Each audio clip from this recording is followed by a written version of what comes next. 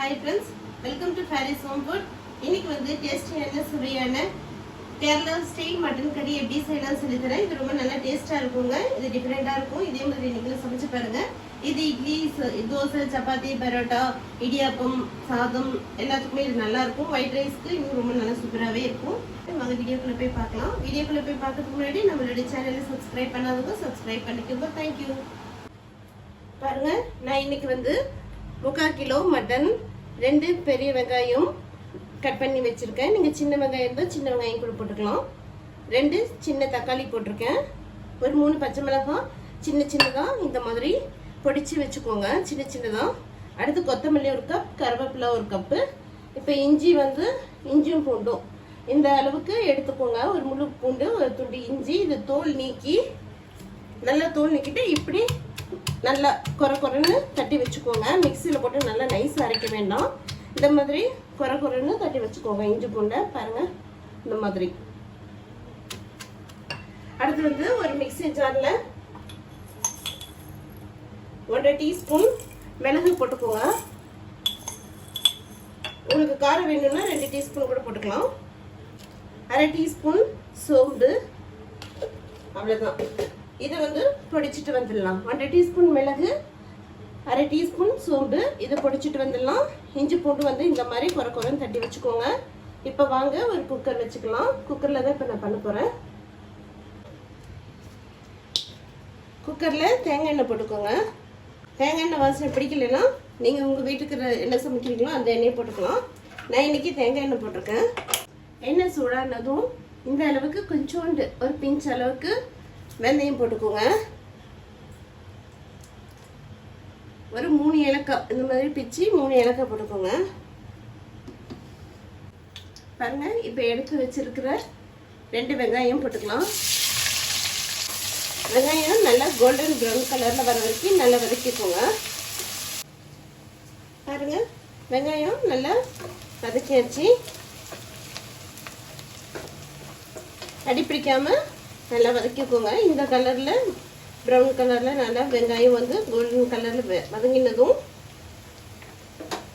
இப்போ நம்ம எடுத்து வச்சிருக்கிற இஞ்சி பூண்டு கொரண்டு தூள் பண்ணிக்கோங்க. கூடவே பச்சை மிளகாய் 3 பச்சை மிளகாய் சின்னதாக குருண்டியாக நறுக்கி போட்டுக்கோங்க. இது நல்லா மட்டனோட போய் நல்லா வெந்துடும். ஃப்ரெஷ்ஷாக இஞ்சி பூண்டு போடும்போது நல்லா அதோட ஃப்ளேவர் டேஸ்ட்டாக இருக்கும், நல்லாயிருக்கும், வாசனையாகவும் இருக்கும். இப்போ எடுத்து வச்சிருக்கிற கொத்தமல்லி போட்டுக்கோங்க.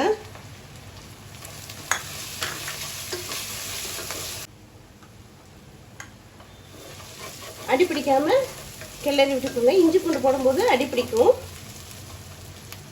ஒரு டீஸ்பூன் மல்லி, ஒரு 1/2 டீஸ்பூன் வெறும் மிளகாய் தூள் போட்டுக்கோங்க. காஷ்மீரி மிளகாய் தூள் 1 டீஸ்பூன், 1/2 டீஸ்பூன் மஞ்சள் தூள், 1 டீஸ்பூன் மிளகு, 1/2 டீஸ்பூன் சோம்பு தூள் பண்ணியிருக்கோம், அதையும் இதில் போட்டுக்கலாம். காரம் வந்து உங்களுக்கு ஏற்ற மாதிரி நீங்கள் போட்டுக்கோங்க. ஏன்னா மிளகு காரம், பச்சை மிளகாவும் காரம், மிளகாத்தூளும் போட்டிருக்கோம். காரம் உங்களுக்கு ஏற்ற மாதிரி போட்டுக்கோங்க. நல்லா மசாலா வாசனை போகிற வரைக்கும் நல்லா வதக்கிக்கோங்க. இப்போ எடுத்து வச்சிருக்கிற 2 தக்காளி போட்டுக்கலாம்.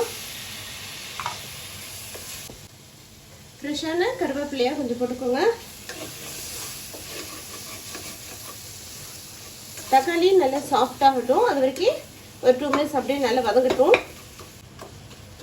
பாருங்க, தக்காளி நல்லா மசிஞ்சாச்சு. எடுத்து வச்சிருக்க மட்டனை போட்டுருங்க.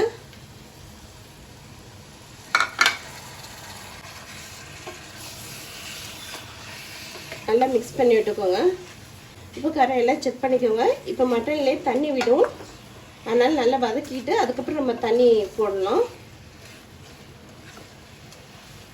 மட்டனில் இருக்கிற தண்ணி ஃபுல்லாக வெளியே வரட்டும், அது வரைக்கும் நல்லா வதக்கிக்கோங்க. தேவையான அளவுக்கு உப்பு போட்டுக்கோங்க. இப்போது விசில் போட வேண்டாம், சும்மா அப்படி ஜஸ்ட்டு இப்படி மேலே மூடி விட்டுருங்க. ஒரு 2-3 மினிட்ஸ் கழித்து நம்ம வந்து கிண்டி விடுவோம். அதில் தண்ணி விடுறதை பார்த்து நம்ம வந்து அதுக்கப்புறம் தண்ணி ஊற்றணும்.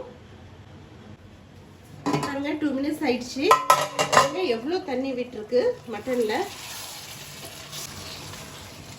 ஏன்னா நம்ம தண்ணி ஊற்றிட்டா ரொம்ப தண்ணி ஆகிடும், அதனால தான் தண்ணி ஃபஸ்ட்டு ஊற்ற வேண்டாம். இப்போ நம்ம ஒரு சொட்டு தண்ணி கூட ஊற்றவே இல்லை. இப்போ மட்டனில் இருக்கிற தண்ணி இவ்வளோ வந்திருக்கு. இது ஒரு 2 மினிட்ஸ் இது கொஞ்சம் வத்தட்டும். அதுக்குள்ளே மூடி போட்டு விட்டுடலாம். அப்படியே விசில் போடாதீங்க, சும்மா ஜஸ்ட் அப்படி மூடி போட்டு விட்டுருங்க. இப்போ வந்து சுடு தண்ணி வந்து ஒரு 200 ml சுடு தண்ணி வந்து அடுப்பில் போட்டுருங்க. நல்லா சூடாகட்டும் தண்ணி. பாருங்கள், சுடு தண்ணி நல்லா கொதிச்சிச்சு. இப்போ வந்து தண்ணி கொஞ்சம் ஊற்றிக்கலாம். கறிக்கு ஏற்ற தண்ணி நீங்கள் ஊற்றிக்குங்க, ரொம்ப தண்ணி ஊற்றிடாதீங்க. பாருங்கள், நல்லா மிக்ஸ் பண்ணி விட்டுக்கோங்க. 3-4 விசில் விட்டுக்கோங்க.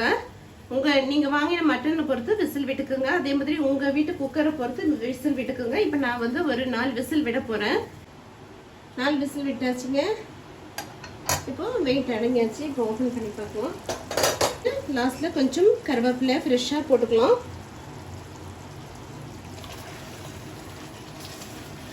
பாருங்கள், சூப்பராக மட்டன் ரெடி ஆயிடுச்சு. கேரளா ஸ்டைல் மட்டனுங்க, இது நல்லா டேஸ்ட்டாக இருக்கும். வாங்க இது ஒரு பவுலுக்கு மாற்றிக்கலாம்.